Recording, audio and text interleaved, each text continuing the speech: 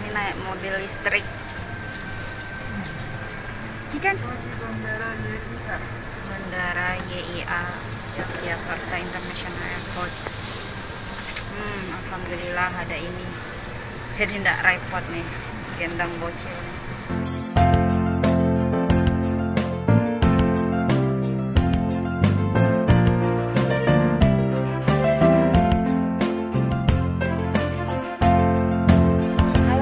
Assalamualaikum warahmatullahi wabarakatuh. Welcome back to my channel. Nah, di video kali ini aku pengen sharing, pengen cerita pengalaman perjalanan aku berangkat dari Indonesia, dari Yogyakarta tepatnya ke Budapest, ke Hungaria. Nah, tadi pesawat udah berangkat dari Jogja ke Jakarta itu jam setengah 3. Sampai ke Jakarta itu sekitar pukul berapa ya, pukul setengah 4 lah kira-kira. Nah, ternyata ada peraturan baru nih, kita harus mengisi e-hak gitu loh. Jadi supaya bisa keluar ambil bagasi itu kita harus ngisi e-hak dulu. Nah, di situ tadi agak lama sehingga telat jemput bagasinya. Untung ada petugas bandara yang mau nungguin, yang mau jagain koper kita. Alhamdulillah koper aku dan Zidan berhasil diselamatkan. Nah, sekarang aku udah nyampe di bandara internasional tujuan keberangkatan Indonesia Budapest.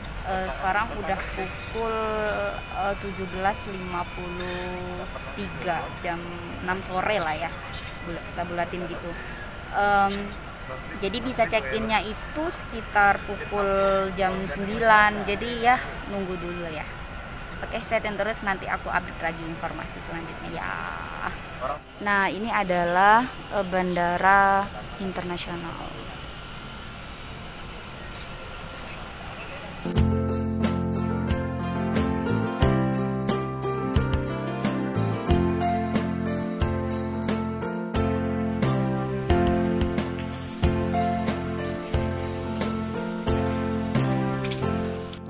Perjalanan dari Jakarta ke Doha itu menghabiskan waktu 9 jaman gitu. Selama di pesawat, selama 9 jam itu aku bisa menyimpulkan Zidan orangnya kooperatif ya. Karena emang udah jam tidur Zidan ya, berangkatnya itu kan jam 1.40 dini hari. Jadi secara otomatis pas di pesawat Zidan tuh emang udah kecapean sehingga dia langsung tidur. Awalnya posisi Zidan tidur itu duduk, karena kan aku nggak berani yang ngambil kursi yang di sebelahnya gitu, karena kan yang di book itu kan cuman kursiku dan kursi Zidan. Tapi ternyata pramugarinya itu baik banget, ngebolehin Zidan untuk tidur selonjoran, jadi kursi di sebelahnya bisa dipakai. Jadi beruntungnya kalau duduk di tengah itu diperhatikan sama pramugari dari sisi kanan dan sisi kiri, ditanyain mau minum apa adeknya gitu, dilihatin terus adeknya. Kemudian ditata tempat tidurnya. Jadi menurutku enaknya duduk di tengah tuh kayak gitu, kalau bawa anak bisa diperhatiin sama pramugarinya. Dan Zidan benar-benar tidurnya tuh kayak tidur orang normal. Jadi mulai dari tengah malam itu sampai pagi jam 8 atau jam 9 itu dia udah bangun. Nah, lalu setelah menempuh 9 jam perjalanan di dalam pesawat dari Jakarta ke Doha, tibalah di Bandara Hamad International Airport di Doha, Qatar. Dan jadi enaknya berangkat tanggal 29 ini transitnya tuh nggak begitu lama, yaitu 2 jam 15 menit kalau nggak salah ya. Jadi benar-benar waktunya itu pas gitu loh, nyampe kemudian ke toilet bentar lalu pergi ke gate D3. Jadi kalau kita mau ke Budapest itu gate-nya itu di D3 dan lumayan jauh sih menuju D3 itu. Tapi nggak sampai naik tangga, cuman jalan-jalan aja. Lalu setelah sampai di gate D3 tujuan keberangkatan Doha dan Budapest itu nggak ada pemeriksaan apapun, cuman dicek paspor aja sih. Lalu langsung nggak berapa lama menit kemudian langsung menuju ke pesawat Gitu. Perjalanan sekitar 6 jaman. Jadi emang apa ya, kayak bener-bener puas banget di dalam pesawat gitu. Harus bener-bener karena kalau bawa anak ya harus bener-bener mikir gimana nanti supaya dia nggak bosen gitu. Zidane itu orangnya bosen banget. Jadi kalau misalnya dia lagi ngobrol gitu ya, nggak didengerin, dia ngambek gitu. Dia sampai ngambek itu main di kolongnya pesawat, itu di kolong kursinya pesawat, karena aku lagi nonton film di tabnya di pesawat, dan di waktu itu dia lagi nonton di tabnya dia. Karena kan aku udah download beberapa game sama video ya. Ternyata waktu itu dia lagi cerita dan aku nggak dengerin, jadi dia ngambek gitu. Jadi emang kalau bawa anak, kalau perjalanan jauh itu emang harus harus ekstra hati-hati, harus sabar, harus ya pokoknya penuh perjuangan lah gitu. Tapi saat dia ngambek itu, dia langsung tidur sendiri dalam pesawat, karena di posisinya di tepi, jadi dia kayak langsung berrebahan gitu di samping gitu. Dia nggak mau pakai bantal, dia nggak mau di touch sama aku, pokoknya dia ngambek gitu. Dan dia tidur, kira-kira itu setengah perjalanan sampai ke tiba di Budapest gitu. Sampai di bandara di Budapest dia tidur. Kemudian kan kita kan harus duduk dan pakai seat belt, tetapi Zidane nggak mau karena kan baru bangun tidur, jadi masih agak ngambek.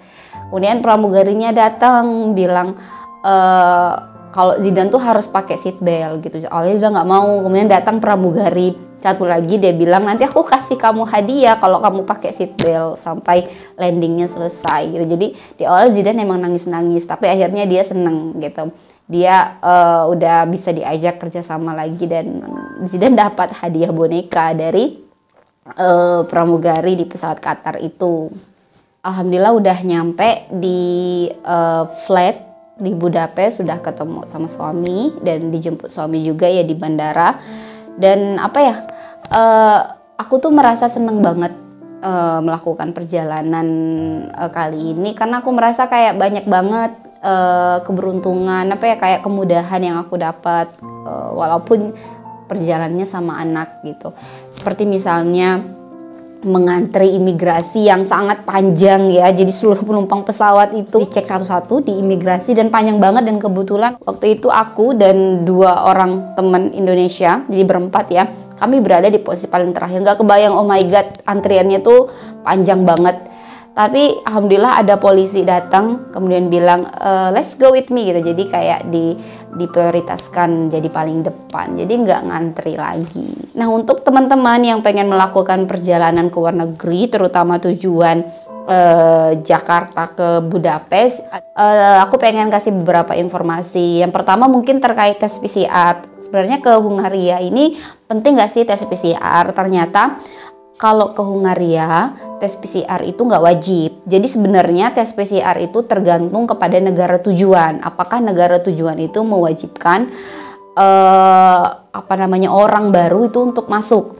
Nah, tapi ini pengecualian ya. Kalau misalnya orangnya ini untuk tujuan menetap ya, kayak aku nih, itu nggak diwajibkan pakai tes PCR, tapi harus karantina mandiri selama 14 hari. Aku udah tes PCR karena suami nyuruh tes PCR aja. Kalau dari segi biaya nggak terlalu beda jauh lah, karena kan dari Jogja ke Jakarta kan juga harus pakai tes antigen gitu. Jadi ya udah tes PCR aja. Kalau aku sih lebih ke takutnya gitu loh, karena udah prepare, kayak takut nanti positif, oh my god, ditunda-tunda lagi ketemu suami padahal udah kangen banget gitu. Jadi lebih ke sananya aja. Tapi alhamdulillah udah tes PCR, alhamdulillah negatif. Tapi sebenarnya kalau teman-teman mau berangkat, tes PCR ini nggak wajib, tapi dengan tujuan menetap ya, dengan tujuan menetap di dalam jangka waktu yang panjang kayak gitu.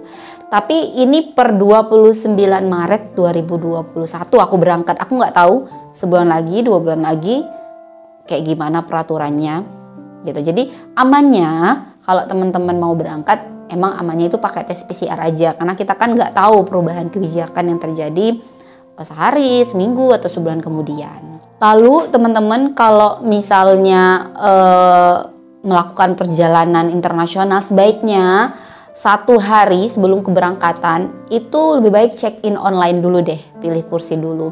Karena ternyata di counter check in di bandara itu udah disediain counter khusus passengers yang udah check in online dan yang belum.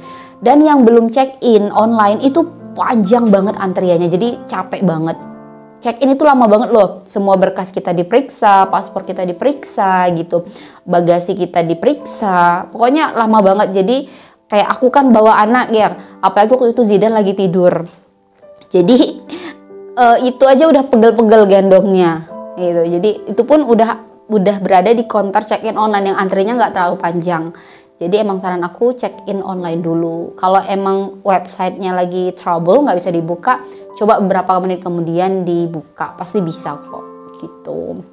Nah, untuk teman-teman yang ingin melakukan perjalanan bersama anak, saran aku sih sebaiknya ada temen ya, minimal 1. Tujuannya apa?